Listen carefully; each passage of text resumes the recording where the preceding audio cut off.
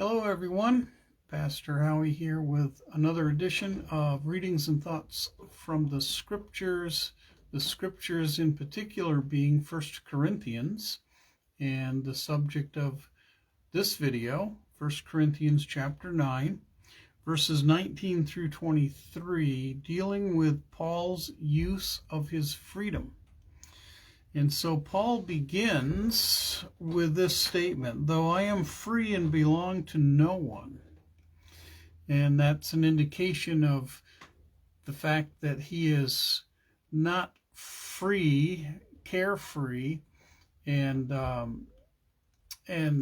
focused on himself, but he's free and does not belong to any human influence. His influence is the Spirit of God and the glory of Christ. That's been the case beginning to end in this letter, and it continues. So Paul's use of his freedom, though I am free and belong to no one, I have made myself a slave to everyone.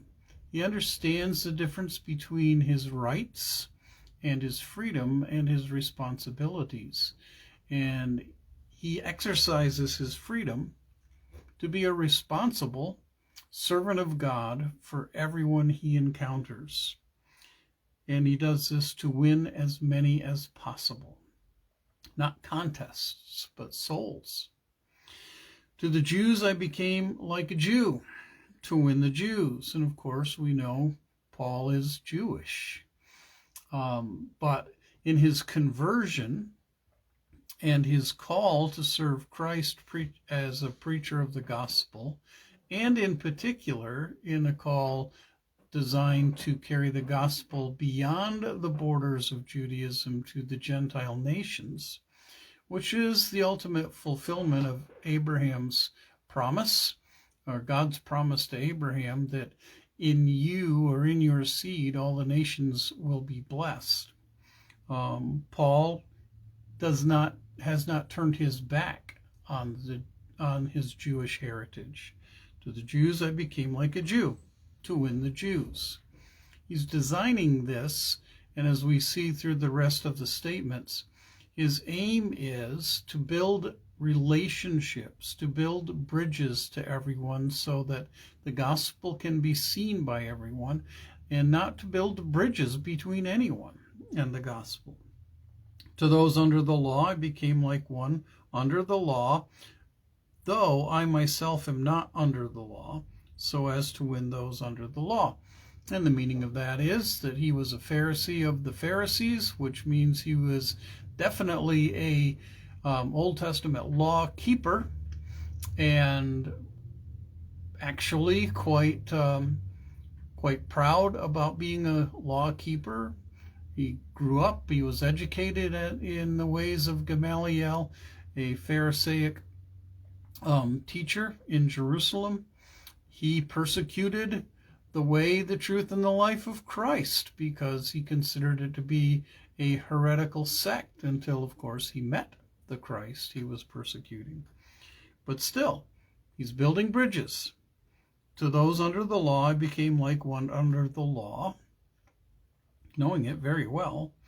Though I myself am not under the law, I am under Christ, so as to win those under the law. To those not having the law, that is, those outside of Judaism and the Old Testament books and scriptures, those who are Gentiles perhaps, to those not having the law, I became like one not having the law, though I am not free from God's law, but am under Christ's law.